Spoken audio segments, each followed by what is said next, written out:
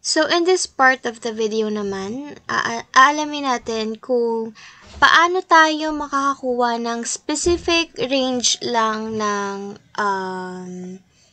numbers or specific set lang ng data. Kasi yung nag-gather natin dito kanina, yan, isang buong dataset siya. Pero nakalimit lang sa dalawang fields, which is yung product ID and maximum price. What if ang gusto ko lang kunin is yung sa product ID that ranges from 10 to 20. So, paano natin kukunin yun? The first thing we're gonna do is return to our query, SQL view, then magdadagdag tayo ng lines of codes. And dito, we will indicate na ang pipiliin lang natin is between 10 to 20. So, we will use having,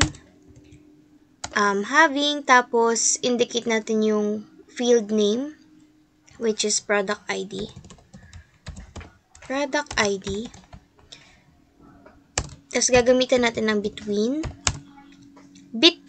10 and 20.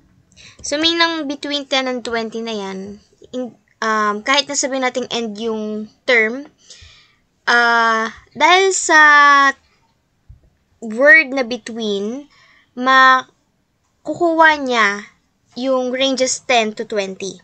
So, lalagyan lang natin dito ng semicolon. I-run natin yung SQL.